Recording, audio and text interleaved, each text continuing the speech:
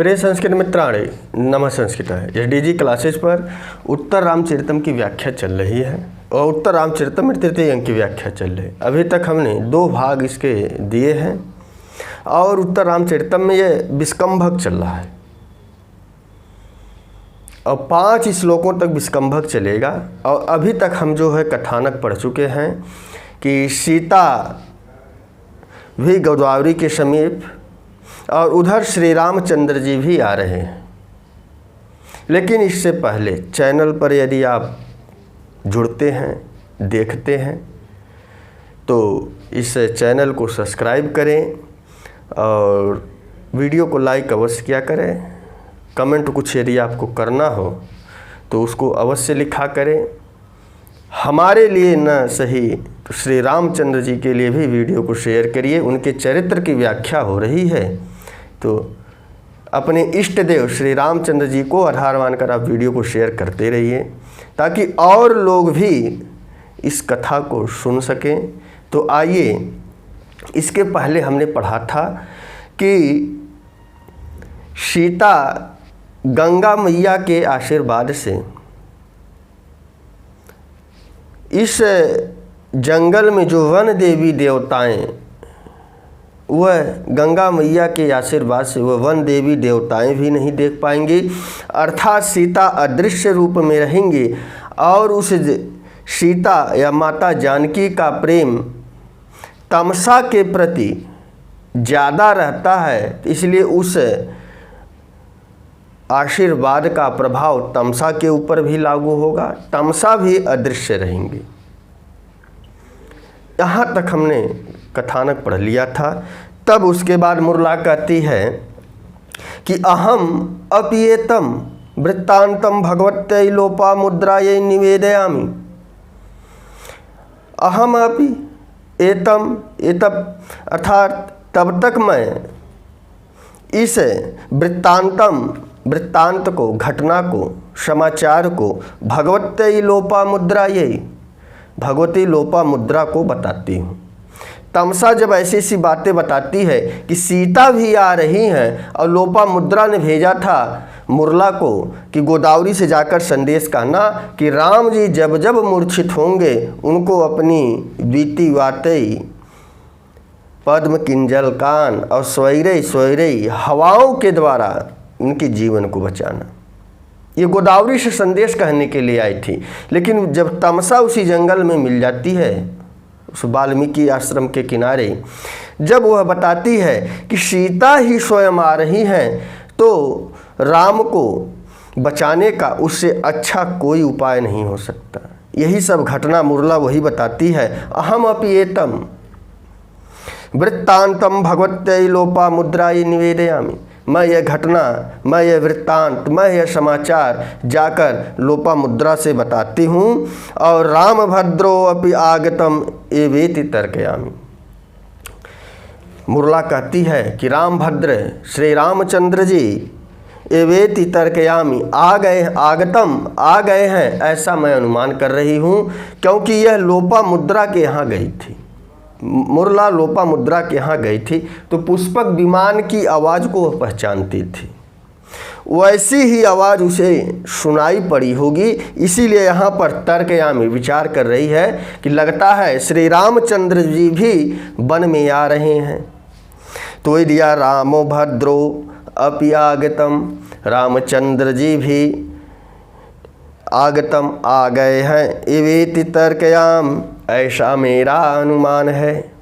श्री रामचंद्र जी पंचवटी में प्रवेश कर चुके हैं, ऐसा मेरा अनुमान है, यह मुरला कहती है। और ऐसे ही बात को सुनकर फिर तमसा कहती है कि तदेयम गोदावरी हृदय निर्गत्य। तभी पहली बार सीता मैया भी वाल्मीकि आश्रम में प्रवेश कर रही हैं। भवभूत ने 2 कलाकारों को, 2 नायक नायिका अर्थात श्री रामचंद्र जी को और सीता जी को, दोनों को एक साथ मंच पर प्रवेश कराया। यही भवभूति है। एक तरफ से नायिका और एक तरफ से श्री रामचंद्र जी प्रवेश कर रहे हैं, क्योंकि मुरला ने कहा कि रामभद्रस्य आगतम, रामभद्र जी आ गए हैं, ऐसा मेरा अनुमान है, क्योंकि उनके पुष्पक के विमान की आवाज़ सुनाई पड़ रही है। तभी तमसा भी कहती है कि तदीयम गोदावरी हृदयात मन गोदावरी के हृदय से अगाध जल से निर्गत सीता जी निकल कर आ रही हैं। दो नायक और नायिका एक साथ वाल्मीकि के आश्रम में प्रवेश कर रहे हैं, तो आप सीता कुछ तमसा कुछ श्लोक बोलेगी कि सीता कैसी दिखाई पड़ रही हैं। सर्वप्रथम सीता को तमसा देखती हैं, ऐसा प्रश्न आया हुआ है, इसीलिए ये महत्वपूर्ण प्रश्न है। इसीलिए कहा जाता है ना, कथानक को समझो। कथानक समझ लिए तो 50% वैसे ही आपकी तैयारी हो जाती है। प्रश्न आएगा सीता को पहली बार किसने देखा, तो पता चलेगा कि तमसा ने देखा। ऑप्शन देगा मुरला, तमसा, बासंती, अनेक प्रकार के आपको ऑप्शन मिलेंगे। राम भी ऑप्शन होगा, तो सही उत्तर यही होगा कि सीता को पहली बार गोदावरी से निकलकर बाल्की आश्रम में प्रवेश करती हैं तो सर्वप्रथम तमसा ने देखा। तो तदीयम गोदावरी हृदय निर्गत्य, गोदावरी के अगाध जल से वो सीता जी निकलकर बाहर आ रही हैं। तमसा को सीता जी कैसी दिखी उसकी व्याख्या की गई। मंजुभाषणी छंद है कि परिपांडु दुर्बल कपोल सुंदरम। हमारे साथ वाचन कीजिए कि परिपांडु दुर्बल कपोल सुंदरम ददति विलोल कबरीकमाननम करुणास्मूर्ते थवा शरणे विरह व्यथेव वन में जानकी विरह व्यथेव वन में जानकी वन में जानकी वन में जानकी। वनम एति जानकी, वह माँ सीता या जानकी वन में आ रही हैं। वनम एति, वन में आ रही हैं और किस अवस्था में है वही बताया कि करुणास्मूर्ते थवा शरणे विरह व्यथेव वन में जानकी। तो वह जानकी कैसी है, तो भवभूत जी ने कहा कि करुणास्मूर्ते अर्थात साक्षात करुणा की मूर्ति ऐसे जानकी और ऐसे जानकी वनम एति, अर्थात उस करुणा की साक्षात मूर्ति की तरह वह जानकी जी दिखाई पड़ रही है और वही जानकी वनम एति, वन में आ रही हैं। तो फिर भवभूत ने कहा कि यदि आप करुणा से मूर्ति नहीं समझ पाए तो बोले करुणा शरणे ऐसी जानकी वनम एति, कि अर्थात करुणा ने ही शरीर को धारण कर लिया है। ऐसी जानकी वनम एति, ऐसी जानकी माँ सीता मैया जंगल में अर्थात पंचवटी में प्रवेश कर रही हैं।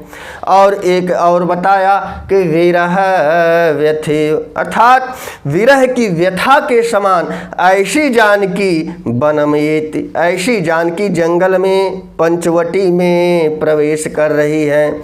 ऊपर आपने पढ़ा तदीयम गोदावरी हृदयात निर्गत्य, कि वह गोदावरी के अथाह जल से बाहर निकलकर जैसे ही वह बाहर आई तमसा जी को सीता जी कैसी दिखी उसी की व्याख्या भवभूत ने कहा कि करुणास्मूर्ते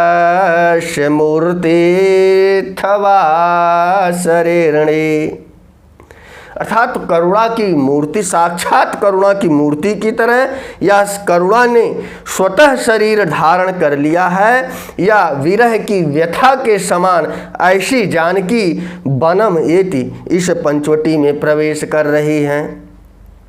अब वह जानकी है कैसी कि परिपांडु दुर्बल कपोल सुंदरम दधते विलोल कबरेकमाननम आननम दधते। ऐसे आनम को धारण करने वाले जानकी बनम एति।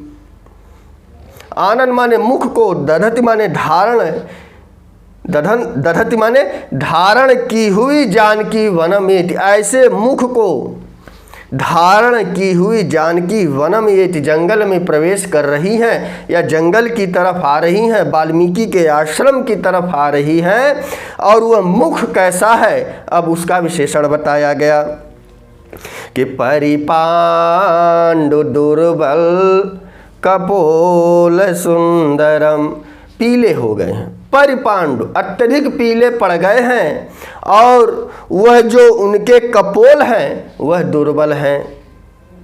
फिर भी भवभूत ने कहा कि सुंदरम, कि परिपांडु दुर्बल कपोल सुंदरम, अर्थात चेहरे पे पांडुता आ गई है, चेहरा पीला पड़ गया है, दुर्बल हो गया है। ऐसे दुर्बल और सुंदरम, और ऐसे सुंदरम मुख को आननम दधति जानकी बनमयति, कि परिपांडु दुर्बल कपोल सुंदरम, ऐसे सुंदरम आननम दधति जानकी बनम एति।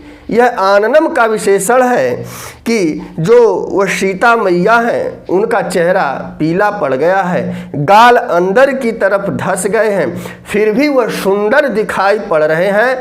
ऐसे पीले दुर्बल सुंदर गालों वाली आननम मुख को धारण की हुई, दधति माने धारण की हुई, जानकी वनम एति, जंगल में आ रही।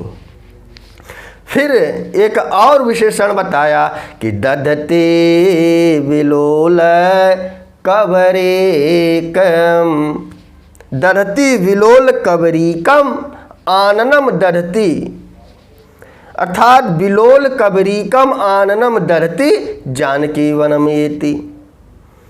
कि विलोल माने चंचल, कबरीकम माने जो वाल होता है, अर्थात विरह की अवस्था में कोई भी स्त्री अपने बालों को संवारती नहीं।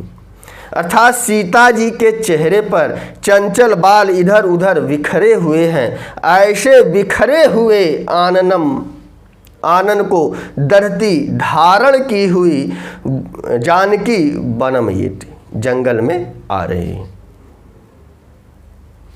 क्लियर हुआ कि परिपांडु दुर्बल कपोल सुंदरम आननम और विलोल कबरीकम आननम दधति, अर्थात कि पीला पड़ गया है, गाल धस गए हैं, फिर भी सुंदरता बनी हुई है और चेहरे पर बाल लटक रहे हैं। ऐसे स्वरूप वाली आननम को धारण की हुई वह जानकी बनम एति, जंगल में आ रही है।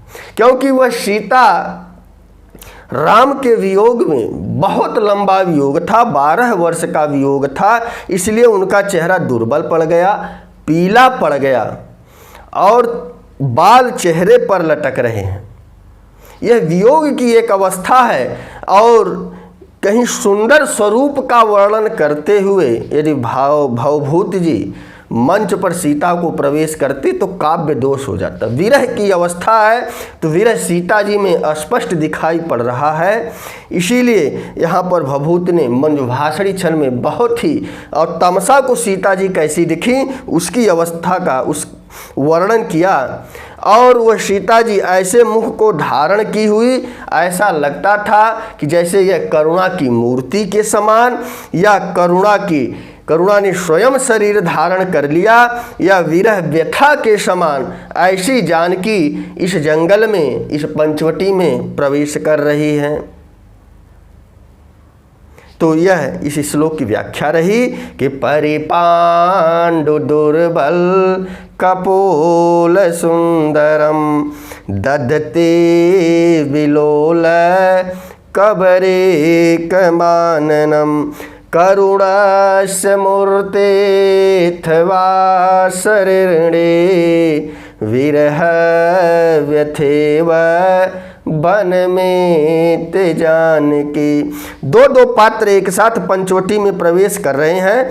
तमसा को सीता जी कैसी दिखाई पड़ी, तमसा ने व्यक्त कर दिया। उसके बाद इयम हे सा, उसके बाद यह सीता है, इयम ही सा, यह सीता जी है। मुरला भी सीता जी के स्वरूप को देखकर आश्चर्यचकित हो जाती है। जब मुरला भी आश्चर्यचकित हो जाती है, तमसा को सीता जी कैसी दिखी, वह परिपांडु दुर्बल कपोल सुंदर मंजुभाषणी छंद के माध्यम से व्याख्या की गई। अब मुरला को सीता जी कैसी दिखेंगी, अब इसकी व्याख्या की जा रही है कि किसलयमिव मुग्धम बंधनाद्वे प्रलूनम हृदय कमल शोषी दारुणो दीर्घ शोकम ग्लपयति परिपांडु क्षाममस्या शरीरम शरदिजैव घर्मः केतकी गर्भपत्रम इति परिक्रम निष्क्रांते। यह श्लोक मुरला कहती है। सभी लोग मंच पर परिक्रमा करते हैं और इति शुद्ध विस्कंभक, और यहाँ पर शुद्ध विस्कंभक समाप्त हो जाता है। विस्कंभक की परिभाषा है कि भूत भावी घटनाओं की सूचना दी जाती है और दो नदियों के द्वारा यह सूचना दी जाती है। दोनों मध्यम पात्र हैं। मध्यम पात्र के द्वारा यदि भूत भावी घटनाओं की सूचना दी जाती है तो वह शुद्ध विस्कंभक होता है। पूरे विस्कंभक में 4 श्लोक मुरला ने कहा है और मुरला यहीं से फिर वापस चली जाएगी और आगे कहीं भी तृतीय अंक में मुरला का कथानक नहीं आएगा। केवल तमसा, सीता ने एक भी श्लोक नहीं कहे, केवल तमसा, बासंती और राम के ही आपके वचन कथानक मिलेंगे। और इस 5 जो आपके विस्कंभक में 5 श्लोक हैं, 4 मुरला ने कहे हैं और 1 तमसा ने कहा है। मंजुभाषणी छंद में कहा है कि परिपांडु दुर्बल कपोल सुंदरम। बाकी 4 श्लोक इन्होंने जो है मुरला ने कहा है। अब आइए मुरला को सीता जी कैसी दिखाई पड़ती हैं कि किसलयमिव मुग्धम बंधनाद्वे प्रलूनम, अर्थात किसलय मिव मुग्धम बंधनात्, जैसे कोई किसलय पत्ता अपने बंधन से, अपनी डाली से, मुग्धम माने कोमल, कोई कोमल पत्ता या अभी नया नया निकला हुआ पत्ता अपनी डाली से विप्रलूनम टूट जाए। किसलयमिव मुग्धम बंधनाद्वे प्रलूनम, कि कोई पत्ता यदि अपनी डाली से टूटकर अलग हो जाए और हृदय कमल शोषी दारुणो दीर्घ शोकम, तो जब पत्ता डाली से टूटेगा तो वह तुरंत सूखने लगता है। 10 या 5 मिनट में ही वह पत्ता मुरझा जाएगा, उसके अंदर जो कड़क होगी वह ढीली पड़ जाएगी। और ये सीता जी हैं, 12 वर्षों से अपने जो है डाली से अलग हैं, अर्थात जो श्री रामचंद्र जी हैं वह वृक्ष के स्वरूप हैं और उस वृक्ष से सीता एक पत्ते के समान अलग हो गई। तो सीता का सूखना स्वाभाविक है। तो यहाँ पर उपमा बहुत बढ़िया बढ़िया दिया कि किसलयमिव, जैसे एक नवीन पत्ता, नया नया पत्ता अपनी डाली से अलग होकर सूख जाता है। किसलयमिव मुग्धम बंधनाद्वे प्रलूनम, अपने बंधन से, अपने, अर्थात आप एक प्रयोग कीजिएगा कि एक डाली से एक पत्ता तोड़कर अलग रख लीजिएगा, बाकी पत्ते डाली में रहने दीजिएगा। आप देखेंगे कि जो डाली से पत्ता अलग हुआ है, एक डाली तोड़िएगा, उसमें से एक पत्ता अलग रखिएगा तोड़कर और बाकी पत्ता उसी डाली में लगे रहने दीजिएगा। जो डाली से अलग हुआ पत्ता होगा वह पहले सूख जाएगा, लेकिन जो डाली में लगा हुआ पत्ता होगा उसको सूखने में थोड़ा ज़्यादा समय लगेगा। वही चीज़ यहाँ भी बताई, किसलयमिव मुग्धम बंधनात् विप्रलूनम। जैसे कोई पत्ता अपनी डाली से अलग होकर सूख जाता है, मुरझा जाता है, उसी तरह ये सीता भी अपने राम रूपी डाली से अलग हो गई और सीता जी भी मुरझा गई। और बताया, हृदय कमल शोषी दारुणो दीर्घ शोकम। और यहाँ भी एक उपमा दी कि जो हृदय है वह कमल के समान है, और कमल रूपी हृदय वाली जो सीता है, दारुणो लंबा दीर्घ शोक, लंबा दीर्घ शोक के कारण वह कमल भी मुरझा गया है। हृदय कमल शोषी दारुणो दीर्घ शोकम। और ग्लपयति परिपांडो क्षाममस्या शरीरम। अस्याह सीतायाः, अस्याह सीतायाः शरीरम ग्लपयति गल गया है, परिपांडु पीला पड़ गया है, क्षामम दुर्बल हो गया है। ग्लपयति परिपांडु क्षामम अस्या शरीरम। तो परिपांडु पीला पड़ गया है, दुर्बल हो गया है, सीतायाः शरीरम ग्लपयति, पीला पड़ गया, दुर्बल हो गया, सीताया सीता का शरीरम माने शरीर, और गल भी गया है। और बताया कि कैसे गल गया, तो नीचे बताया कि सरदे जैव घर में, उपमा अलंकार के सरदे जैव घर में केतके गर्भपत्रम। यदि आप गांव में या किसान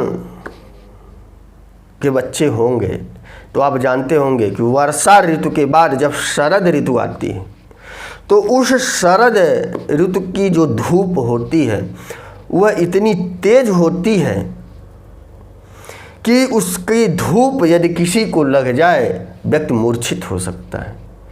तो ही यहाँ दिया कि शरद जैव घर में माने धूप, केतकी गर्भपत्रम। एक केतकी का फूल होता है, उसमें बहुत सारी पंखुड़ियाँ होती हैं, और उस पंखुड़ियों के अंदर जो सबसे अंदर केतकी का पत्ता होगा, ये जो अंदर की सबसे लास्ट पंखुड़ी होगी, वह शरद ऋतु के धूप से सूख जाता है।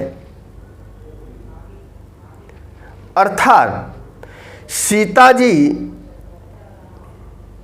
सूख रही है, तो यहाँ पर शरद ऋतु की तुलना राम से की गई और केतकी पुष्प की तुलना सीता से की गई कि राम रूपी शरद ऋतु के घर में माने धूप से अर्थात वियोग से, केतकी रूपी सीता अंदर ही अंदर सूख गई, माने इस सीता जी का हृदय सूख गया।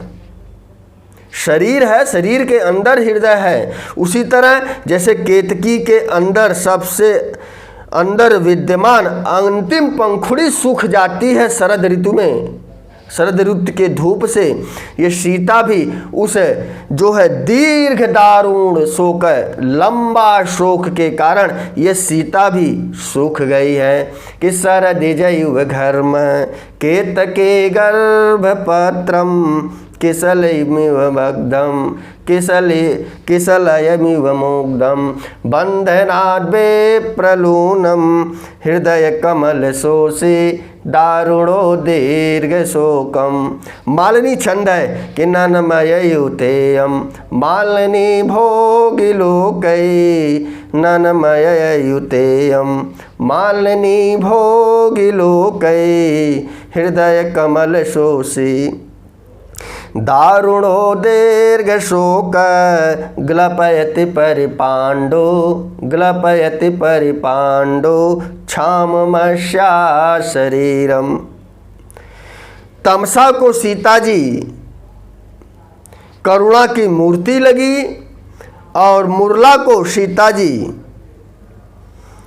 केतकी गर्भपत्र के समान लगी कि जैसे शरद ऋतु में केतकी के फूल के अंदर जो सबसे विद्यमान पंखुड़ी या पराग होता है वह सूख जाता है, ऐसी सीता उन्हें दिखाई पड़ी। दोनों को सीता अलग अलग दिखाई पड़ती हैं। यहीं पर शुद्ध विस्कंभक समाप्त हो जाता है। पूरे विस्कंभक में 5 श्लोक हैं।